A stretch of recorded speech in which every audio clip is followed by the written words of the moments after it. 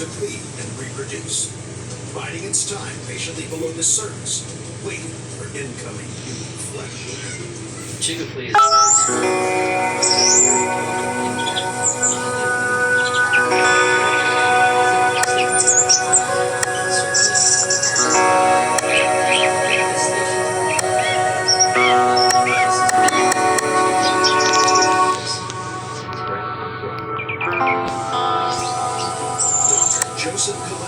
is an expert in the monster of the disease brought on by the Chico flea, officially known as psoriasis.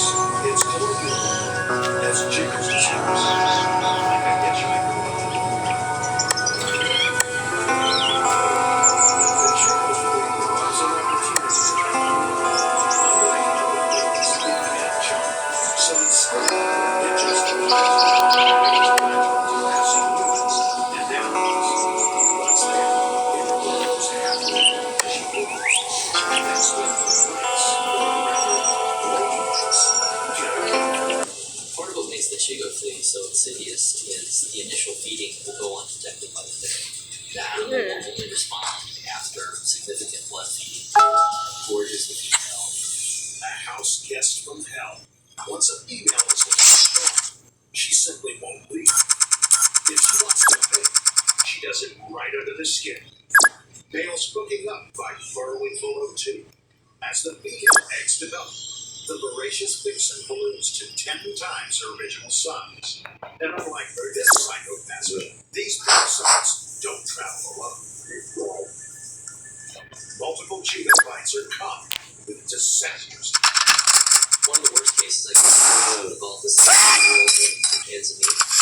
This poor woman was treated by medical personnel and removed upwards of 1,300 Chico fleas from her. Wow. Over 800 alone from her feet, another 300 plus from her hands. These itsy-bitsy killing machines are unique amongst their extended family. Whereas most fleas are one-animal kind of guys, the Chico can switch between animal hosts of different species. They're also the smallest of the flea family, measuring at only 1 millimeter. The devious bloodsuckers have been documented throughout history. The Chico hitching a ride over the Atlantic on trading ships, illegal dumping of sand from vessels and infected sailors, spreading the tiny traveler. One that hits the impoverished the hardest. Chico's disease is absolutely disease-based. There's strong correlation with impoverished areas.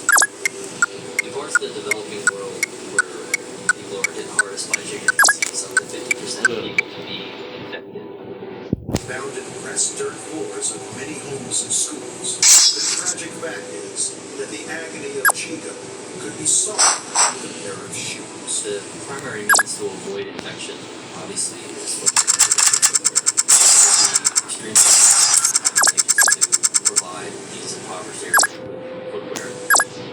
Some organizations are doing just that, but Gillespie says education is also desperately needed. If we do not establish better education in developing nations where infestations are on the rise, this will have a tremendous impact on global health.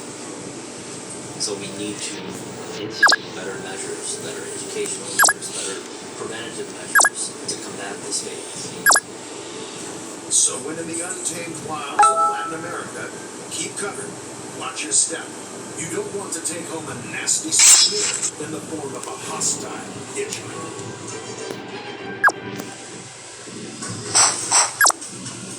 World's smallest flea with a widespread, destructive, and disfiguring bite tunnels ahead of the rest.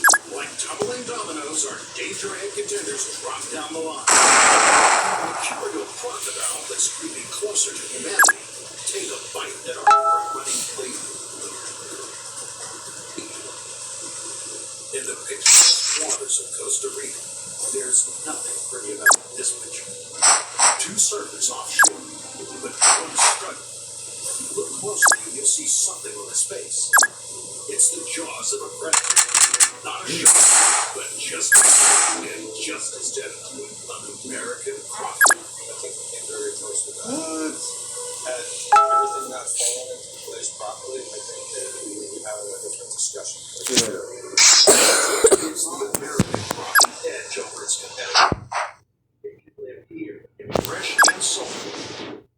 Latin American croc capable of such a surfer Jonathan Beck.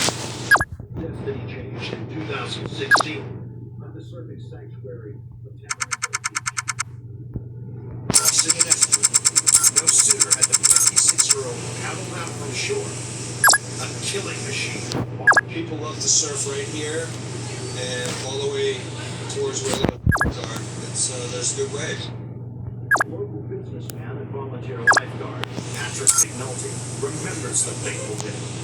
He says the croc only had eyes for Jonathan, grabbing his leg first, his surfing companion miraculously escaping its clutches.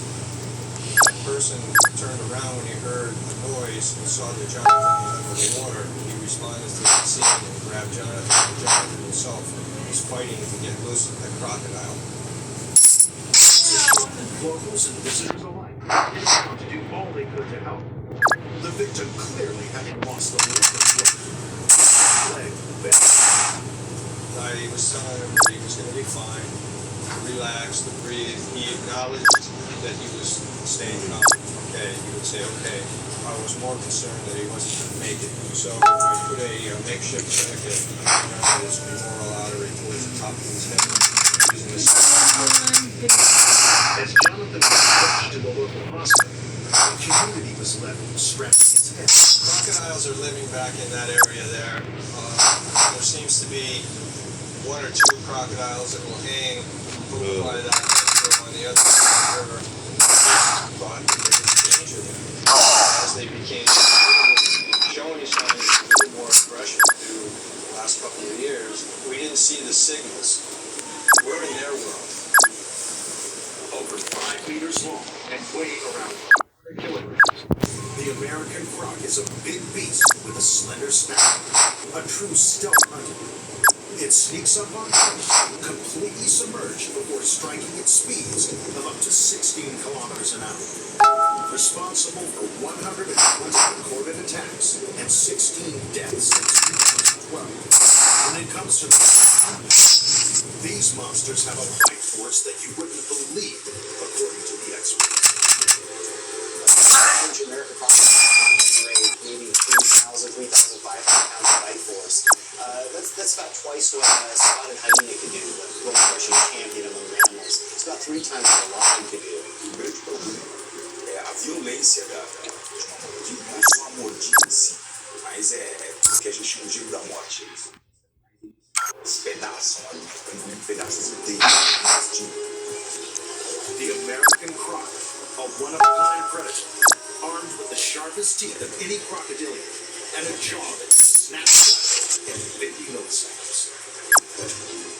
assim sobreviveram tanto tempo nesse mundo. Esse desenho é perfeito e vencedor. If someone gets seized by a large American crocodile, it's not game over. That mouth is a one-way street. You're going down the gullet. So I think it's escaping an attack by a crocodile pretty slow. Scientists like Costa Rican herpetologist Mahmoud Sassa believe the 30-year conservation program is partly to blame, as protected crocs have become complacent around humans. And the reason why they're congregated there is because humans feed people. So of course, they're conditioned to stay there because at some point there's going to be the opportunity of some food. Tourists wanting a Kodak moment with a dinosaur descendant are also not helpful. O show não é pouco, cara.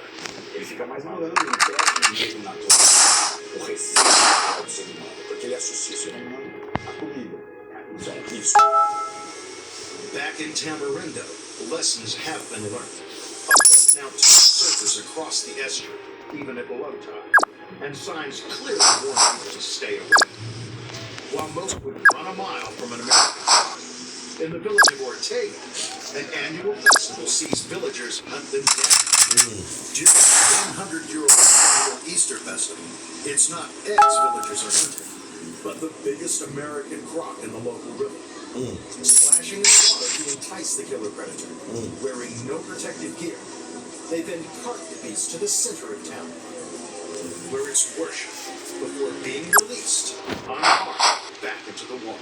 There was this myth that the crocodile can have some medicinal properties. And so they cure everything, from asthma to cancer to everything, right? As for Jonathan Becker and his infamous face-off with an American crocodile, he may have lost his respect in the attack, but he's on the road to recovery. Here, he heads back into the water for the first time, determined to put his demons behind him. What I've heard is that he's been doing rehabilitation. If I know anything about him from that traumatic experience, he will not give up. And it's an attack that has left this lifeguard overly philosophical himself. Much more respectful than the American crocodile. Do your research before you travel. When you're approaching a major estuary or any river, you need to know to stop. Danger ahead.